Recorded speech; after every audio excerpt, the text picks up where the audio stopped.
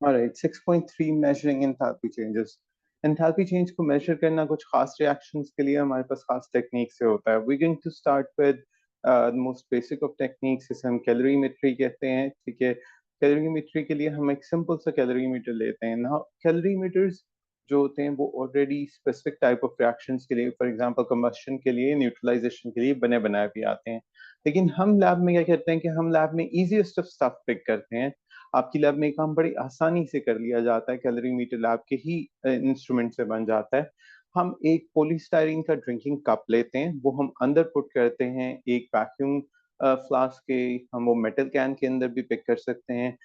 Labs में आप usually notice करेंगे कि हम बीकर के साथ होगा, एक छोटा बीकर लिया जाएगा 150 या 250 क्यूबिक सेंटीमीटर का, इस साइज का बीकर। उसके अंदर हम ये कप रखेंगे।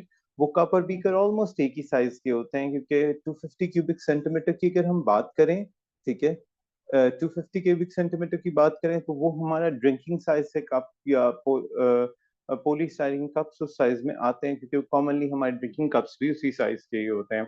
ठीक है, तो वो अगर हम पुट करें तो चूंकि वो ग्लास से बना होता है तो वो बहुत आसानी से पोलीस्टाइरिन कप उसके साथ पुटअप हो सकता है, वो इंसुलेटर के तौर पे वर्क कर सकता है।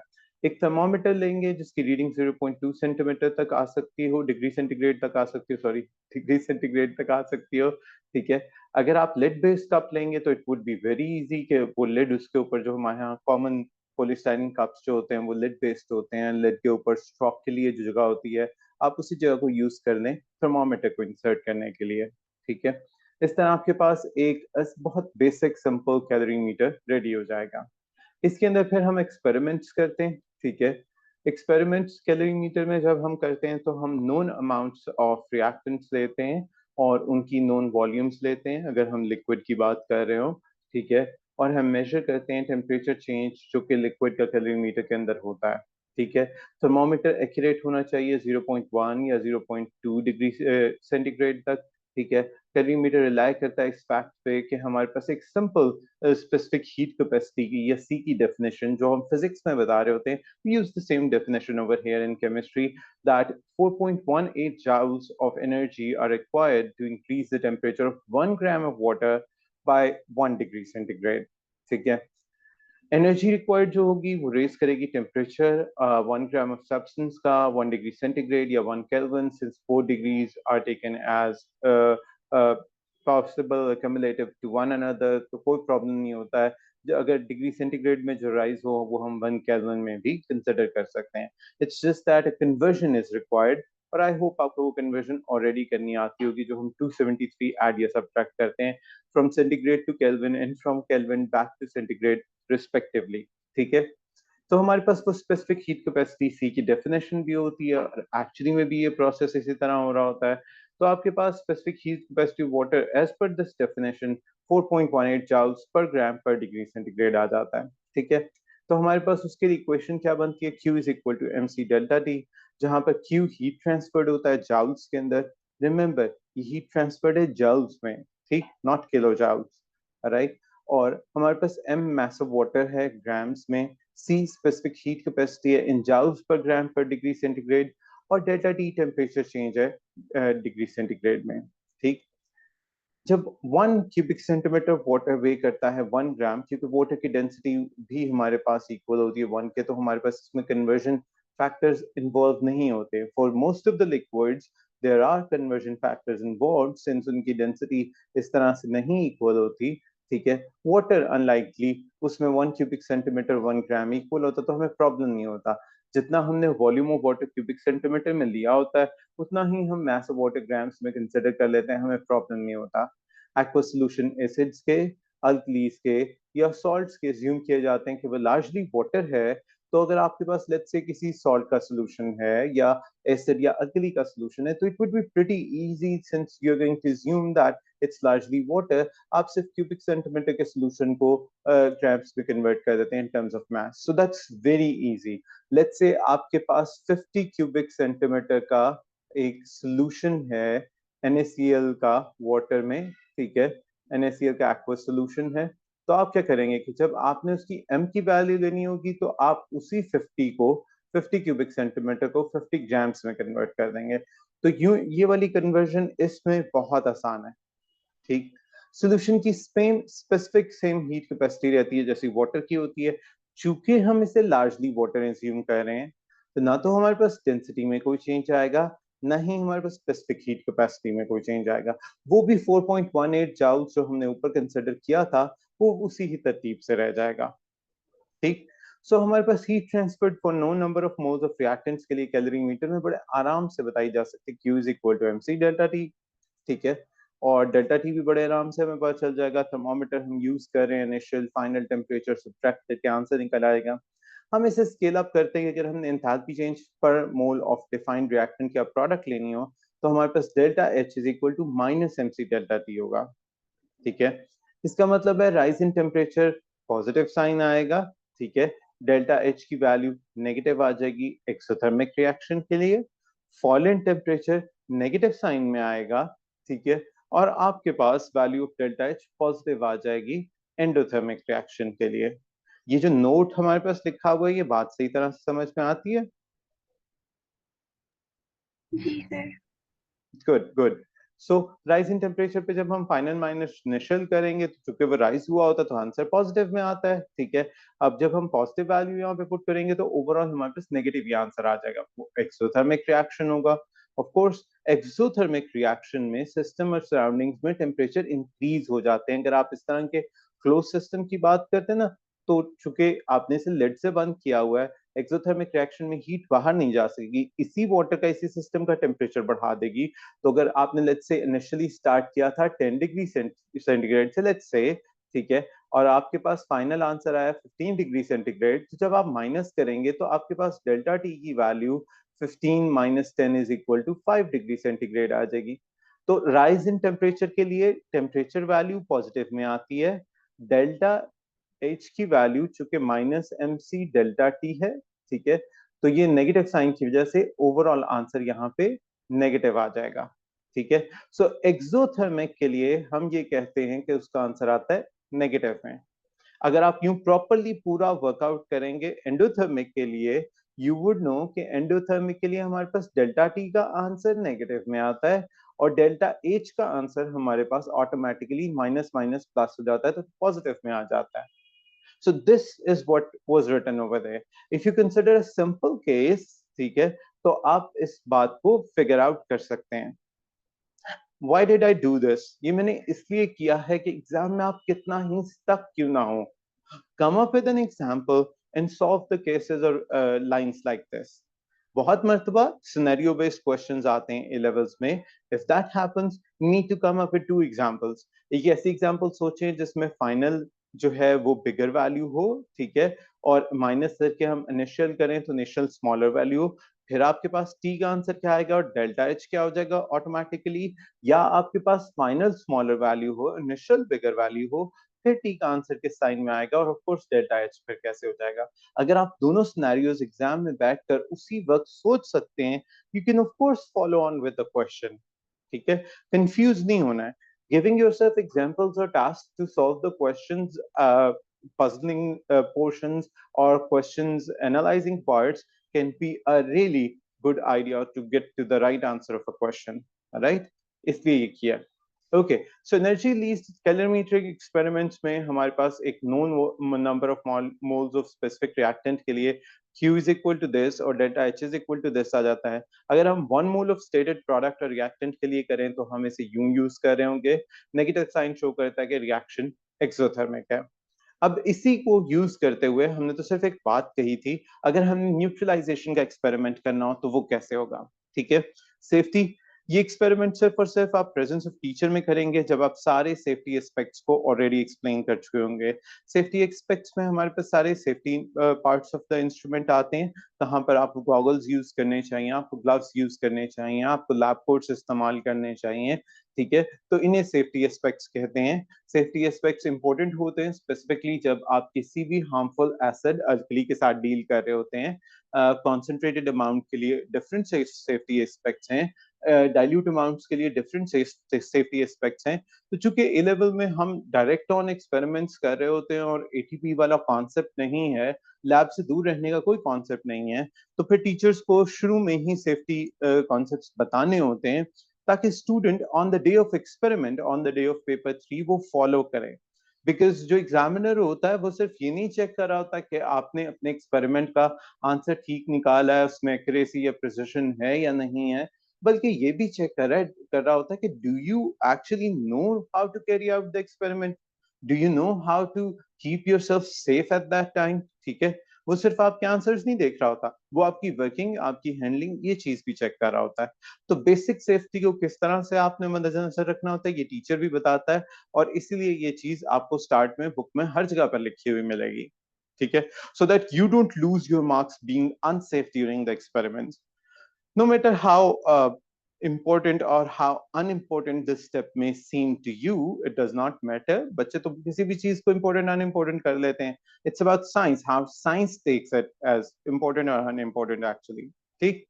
Carrying on to the other parts, हमारे पास अगर हमने enthalpy change of neutralization निकालनी है सोडियम हाइड्रोक्साइड और हाइड्रोक्लोरिक एसिड की, the most basic of neutralization experiments, तो आप मिक्स करते हैं इक्वल वॉल्यूम्स, ठीक है, इक्विमोलर कॉन्सेंट्रेशन के, यानी मोलर कॉन्सेंट्रेशन भी इक्वल होनी चाहिए। फॉर एग्जांपल, अगर ये आपने सोडियम हाइड्रोक्साइड लिया है 0.1 मोल पर क्यू डेसिमीटर क्यूब, तो फिर आपके पास ये भी 0.1 मोल पर डेसिमीटर क्यूब आता है। ठीक है, इस चीज को इक्वल रखने के लिए हम वर्ड यूज करते हैं equimolar concentration. Then students ask me, why do we use this thing? This thing is actually about the volumes. अगर 0.1 मोल पर डेसिमीटर क्यूब दोनों यूज करें तो ये कॉन्सेंट्रेशन है, ये उसका वॉल्यूम नहीं है। वॉल्यूम कितना यूज करना है उसके लिए हमें एक सेपरेट फ्रेज यूज करनी पड़ती है। फॉर एग्जांपल, इसका भी हमने 50 क्यूबिक सेंटीमीटर यूज करना है, ठीक है, और इसका भी हमने 50 क्यूबिक सेंटीमीटर यूज करना है। पॉइंट बीइंग वॉल्यूम भी सेम हो और कॉन्सेंट्रेशन भी सेम हो, अल्कली की भी एसिड की भी। Then you gonna proceed with the entire apparatus usage. आप उसे फिर वो पॉलीस्टाइरीन कप में ऐड करते हैं और उस तरतीब से। Alright, so these two phrases come together since they have two separate meaning. One of them is talking about volume, this one, and one of them is talking about molar concentration, this one. Alright, तो make sure कि जब आप, let's say आप किसी experiment के procedural steps लिख रहे हैं तो आप भी इस बात को ध्यान से लिखें, समझे।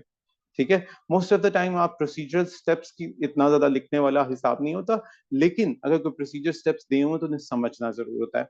Now this is equally important in paper 3। Paper 3 में ऐसा जाता है कि एक एक्सपेरिमेंट आ जाता है जिसमें प्रोसीजर आप खुद राइट अप कर रहे होते हैं, और एक ऐसा आ जाता है जिसमें प्रोसीजर दिया होता है, आप सिर्फ परफॉर्म करके अपने आंसर्स निकाल रहे होते हैं। सो बोथ वेज आपको ये चीज आनी होनी चाहिए। So if you look at the procedure, you'd notice both have the same volume and both have the same molar concentration as said above for hydrochloric acid and sodium hydroxide. Now he first added the acid and recorded its temperature. Then he added the alkali at the same temperature to the acid in the cup. Stir the reaction mixture with the same thermometer you are using, separate stirrer की जरूरत नहीं है, and record the highest temperature quickly after putting the lid. ठीक है, अब इस experiment में lid का पुटअप करना, ठीक है, और उसे क्विकली पुटअप कर देना और उसको स्टिर करके इसका आंसर्स नोट करना, ये बहुत इंपॉर्टेंट होता है। ठीक है, sometimes students ask me that we do not get enough space to put up the lid, or we do not get enough space to stir it. ठीक है, so getting back to the diagram, it can easily be explained. एक second, where do we have the diagram? There you go. Okay, so यहां से आप एक बहुत basic सी बात बता रहा हूं, लिड को एक साइड से थोड़ा सा ऊपर को उठाएं, लिड यहां से ऊपर मूव करेंगे, you'd have enough space कि अगर इसमें पहले एक बीकर आपने let's say 50 cubic centimetre acid का डाल दिया, लिड को दोबारा पुट अप कर दें, give it a resting time, give it 2 to 4 5 minutes. अगर आपको लगता है कि थर्मोमीटर रीडिंग स्टिल स्टेबल नहीं हुई, give it even 10 minutes, does not matter.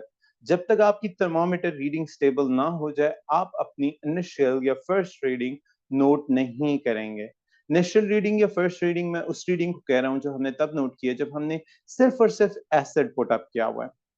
ठीक है, उसके बाद इस लिड को दोबारा केयरफुली उठाएं, ऐसा नहीं कि इस लिड को उठाने के चक्कर में आपसे एसिड स्पिल हो जाए.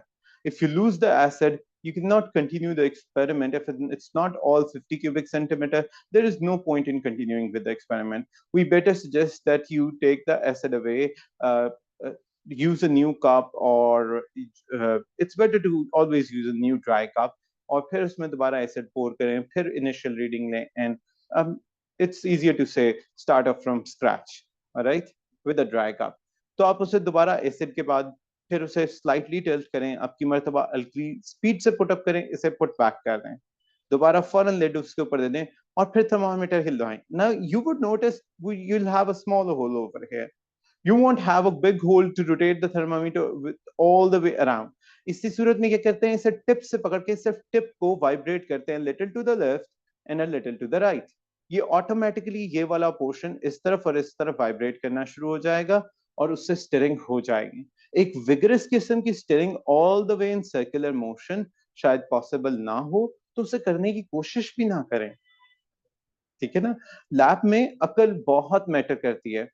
And for the students who have been to their home's kitchen and use that kitchen for specific purpose, even to make a cup of tea, or even to boil an egg, or even to go for the smallest of chores, वो हमेशा lab में instrument को अच्छा handle कर लेते हैं. जिन्हें kitchen में यूटेंसिल हैंडल करना आता है, वो लैब में इंस्ट्रूमेंट भी अच्छा हैंडल कर लेते हैं. Be it a male or a female, it does not matter कौन है. I'm not gender biased, and everyone knows that is something stupid to do. See, anyone can handle the kitchen utensil or a lab apparatus. It's not based on gender. All right. So moving on, stir करें, mixture को record करें highest temperature. What does this specific phrase means? This specific phrase means the temperature would go up and would start coming down. The temperature would go up because it's an exothermic reaction. It would start coming down because the heat would dissipate, and it would later have to come to the room temperature, which is actually lower than the heat produced in this reaction. So you need to be vigilant. If you're putting your efforts or your vigilance somewhere else, you might not be able to note the highest temperature. All right. So keep noting down the temperature. If it goes high or if it goes low again, इससे फर्क नहीं पड़ता. अब consider highest को करेंगे, whichever value is that. ठीक है. If you note or keep recording the temperature after regular intervals, highest temperature note करना problem नहीं होता. Let's say you are noting after every 10 seconds or 20 seconds. जितना बड़ा interval होगा उतना हाईएस्ट टेम्परेचर लेने में प्रॉब्लम हो सकता है. जितना छोटा इंटरवल होगा उतना हाईएस्ट टेम्परेचर आने का ज्यादा आसानी से चांस है. लेकिन छोटे इंटरवल का मतलब है मोर टीडियस, मोर इरिटेबल वर्क. ठीक है. तो इतना छोटा भी नहीं होना चाहिए गैप कि आप हर 5 सेकंड बाद नोट कर रहे हो. Not good. 10 seconds, 20 seconds, 30 seconds, these are good enough of values, but 30 मैं suggest नहीं करता. I usually stick with 10 or 20. ठीक है. 20 seconds का मतलब होता है you're taking 3 values every minute, which is good enough of a work. ठीक है. So in this experiment, most of the heat is transferred to the solution, क्योंकि polystyrene cup एक बहुत अच्छा insulator है. ठीक है. Cooling of warm solution एक बड़ा problem नहीं है. Reaction rapid होता है. ज़्यादातर temperature फौरन reach हो जाता है. जब तक कि much cooling of the warm solution हो, उससे पहले पहले हमारे पास ये हो जाता है. So if you're quick in the start, if you're vigilant in the first few minutes of the reaction, noting for their temperatures, you would be able to be successful pretty easily. ठीक है. However, there are still heat losses to the air and to the thermometer, which makes the result less exothermic than the data book value of negative 57.1 kilojoule per mole. This is the data book value for this kind of experiment for these conditions to be met, and of course, a strong acid and a strong alkali. As soon as you jump off to weaker acids and weaker alkalis, of course, you won't be able to reach this value. All right, which means your values are supposed to be less exothermic. Now, I've seen students who come up with answers like minus 60 kilojoule per mole. How can your value be more exothermic than the perfect value, perfect data book value? If your value is more exothermic than the perfect data book value, you must be doing something wrong. If your value is less, you're coming up with 54, 50, 48, 45, understandable. If you're using a weaker acid, it's bound to be a smaller exothermic value, like -50, -45, maybe -40. Even if the acid and alkali are both weak, you may end up with -25, 30, or 35. It really depends upon the choice of acid and alkali. All right. So most of the time you'll be dealing with strong acid and strong alkali. Do not worry about that. All right. Clear up so far? Yes, sir. Okay, good. Moving on, specimen results and calculation. Now, previously you might have found my explanation a little bit long and intimidating, but let me tell you, when you see the results and calculation, you'll find it really easy. See, mass of the solution is 50 cubic centimeter of acid and 50 cubic centimeter of alkali. So if 1 cubic centimeter is equal to 1 gram, we have a total of 100 grams. Very easy. Specific heat capacity does not change for water, so it's 4.18 joules per gram per degree centigrade. The starting temperature, let's assume it was 21.3 degrees centigrade for the reactant solutions. For final temperature for product, we had 27.8 degrees centigrade. The temperature rise was 6.5 degrees centigrade.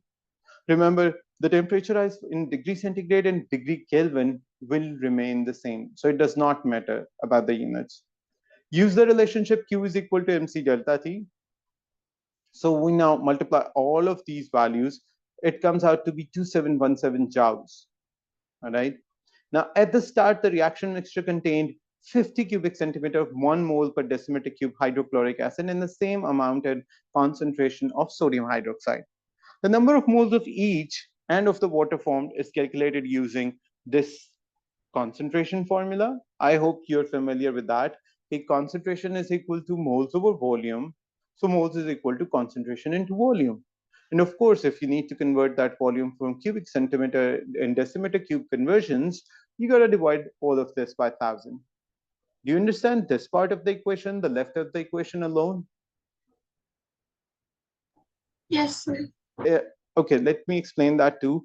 Concentration from IGCSE was equal to moles of your solute divided by volume of your solution, and the volume was supposed to be in decimeter cube.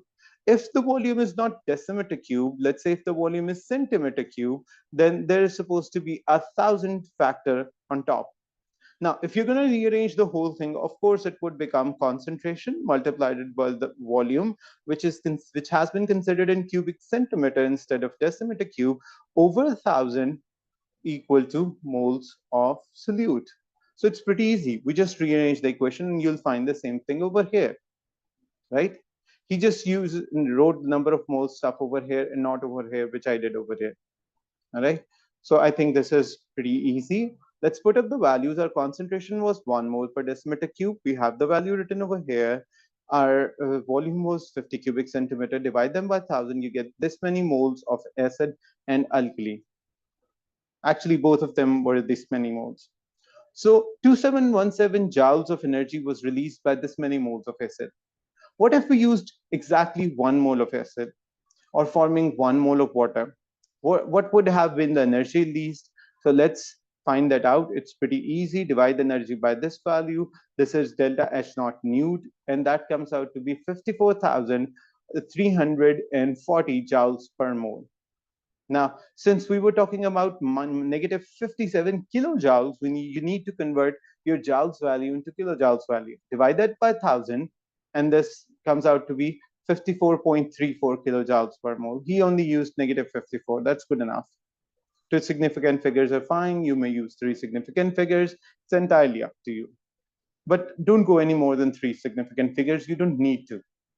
The negative sign shows that the reaction is exothermic, and neutralization reactions are exothermic, so don't forget to put that negative sign. So, one more thing, the negative sign is put usually with the delta H value and not with the Q value that we have been calculating. Remember, and let me quote you that, Q is equal to MC delta T, but delta H is equal to negative MC delta T. Don't forget the difference between both. All right, so that's that. And we are done with practical activity number 1. If you have any questions, let me know. If not, Then we'll jump on to enthalpy change of combustion. Sir, the moles we found out would be the same for the acid and the alkali? Right, right. Okay, sir. Since the acid and the alkali were having equal volumes, right, and equal number of equal concentration, so of course the number of moles would be equal for both of them. But that's not the point. The number of moles of each and of the water formed are calculated. It's more about the water. Why is it about the water? Let me take you back. Okay, since this was the last point we did on that day, the standard enthalpy change of neutralization is enthalpy change when 1 mole of water is formed by the reaction of an acid with an alkali under the standard conditions. Now, for this reaction, luckily, 1 mole of HCl reacts with 1 mole of sodium hydroxide and forms 1 mole of water. So if this is 0.05 moles, that's why we started off with equal molar value. If this is 0.05, if this is also 0.05, this is also supposed to be 0.05. But in order to calculate this and per mole values, we need to consider this one as 1. So we divided our answer by 0.05 in order to get 1 mole of water result.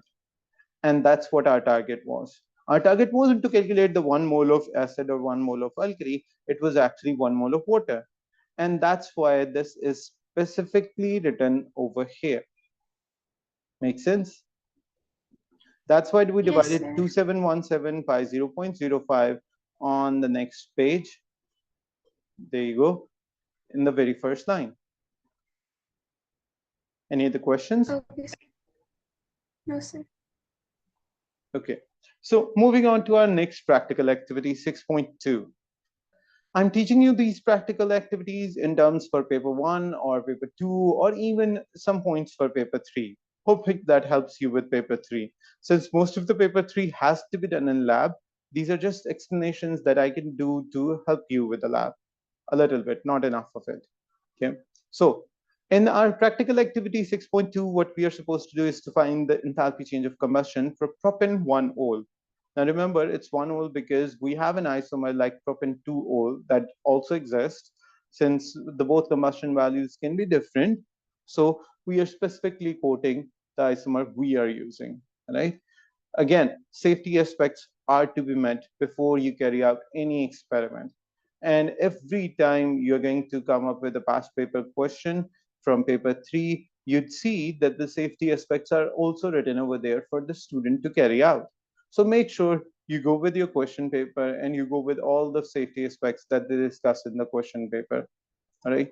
So we can find out the enthalpy change of combustion by burning a known mass of substance and using the heat released to raise the temperature of known mass of water. Now, the apparatus used for this consists of a spirit burner and a metal calorimeter. Now, let's look at it.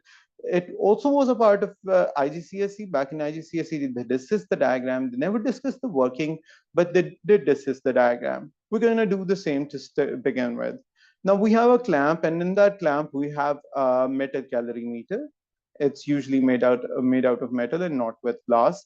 We have water in there, we have a lid, and we have a thermometer. Remember, the thermometer should be capable of going with either 0.1 degree centigrade or a 0.2 degree centigrade change, either one of these. All right. Now, we have a shield on both the sides. This is usually an insulating shield. We have a spirit burner and usually a glass bottle. We put the fuel in, we have a wick, and we start that wick on top. This can be an alkane or alcohol that can be used as a fuel.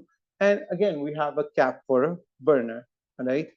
So we pick the shield, we start heating it up, and we light it up, and we go on with the experiments, so on and so forth. And don't forget, as we've stated earlier, we have a known mass of a substance over here, and we have a known mass of water over here. We don't do anything unknown in lab like that. All right. So your steps should be calculated. I hope you would have learned it so far. Now, going with the procedure, weigh the spirit burner containing propane 1-ol. The cap on the burner must be kept on while burner is not lit to avoid evaporation of the fuel an important precaution. Don't forget precautions, because precautions are sometimes a part of the paper. They carry specific marks, and precautions should be a part of the procedure you are going to carry out too, because it's for your ease, for your accuracy or precision. Moving on, pour 100 cubic centimeter or 100 grams of water in the calorimeter. Remember, he has written both things in order for you to maintain a liquid and in order for you to put the value in the equation. For greater accuracy, this should be weighed out.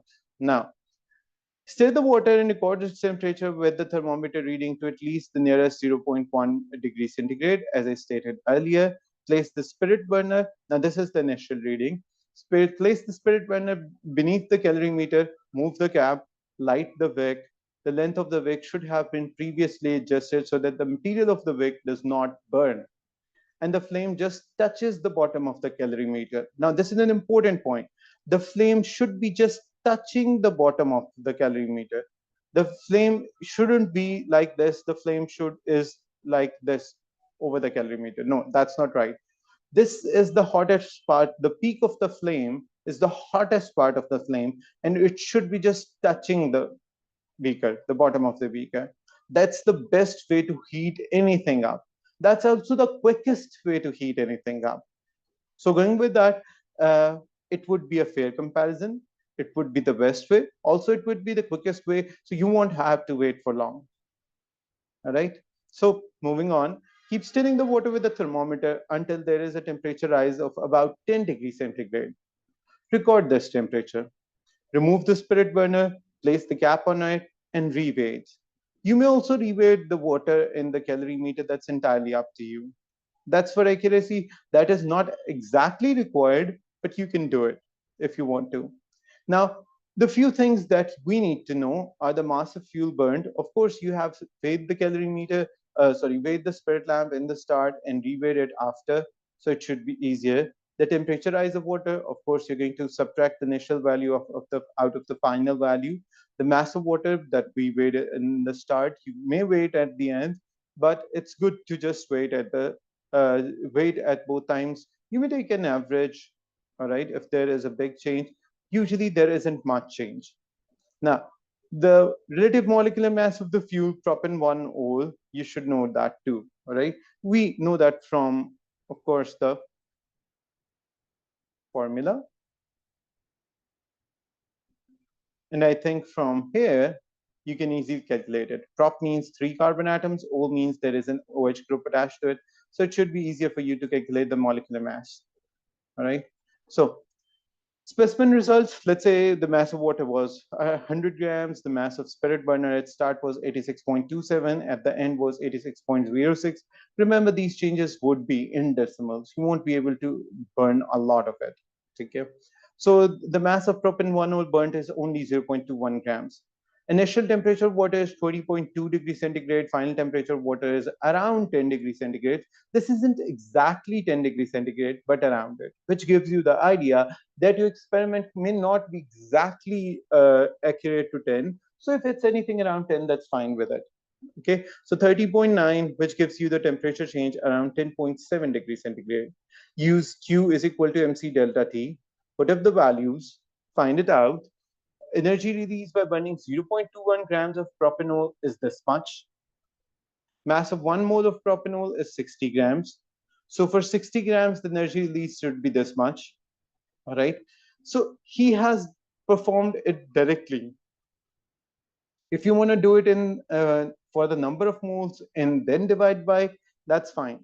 I've seen students that they find the number of moles and then multiply it by the number of moles. That's completely all right. You can do that too. All right. But don't go ahead with finding the numbers more of moles and multiplying the value. Actually, it should be division. So try to understand the point. If it's 4472.6 is the answer over here, you multiply it by the MR and divide it by the mass that we used it over here, is the same thing if you go ahead and divide it by the number of moles. Now, how do you calculate number of moles? You calculate them by 0.21 mass over molar mass, which is like this. So if you divide the value by number of moles, or if you multiply its opposite fraction with it, it gives you the same thing. All right. So either you do it like this, or you divide it by the value of number of moles. The answer is going to be this. Now, divide it by 1,000 so that you get your answer not in joule per mole, instead in kilojoules per mole. You can write your answer to two significant figures. So 1277.8 was rounded off to 1,300. This is much less than the data book value of negative 2021, mainly due to the heat losses to the surroundings. All right? Mainly.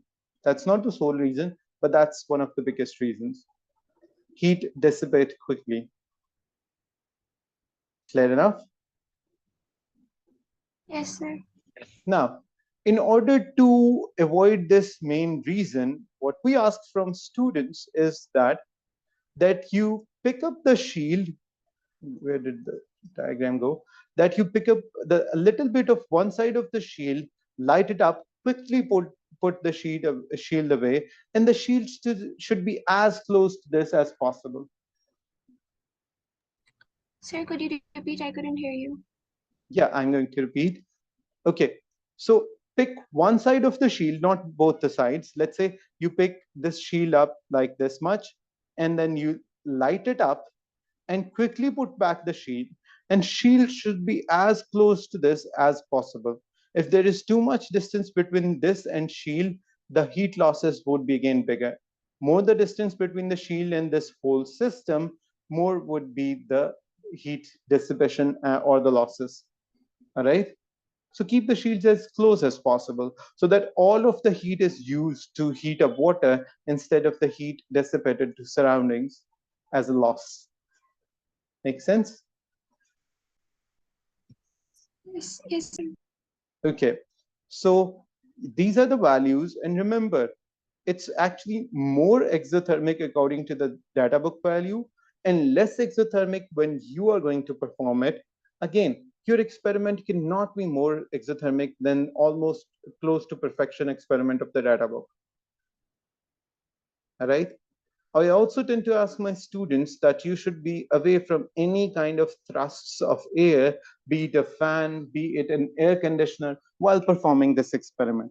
If you're closer to any thrusts of air, you would actually have more dissipations and, of course, a very small exothermic value as compared to the original one. Now, you see a lot of questions over here. You can try solving these questions. All right. And you'll find a Yeah. lot more in the topicals.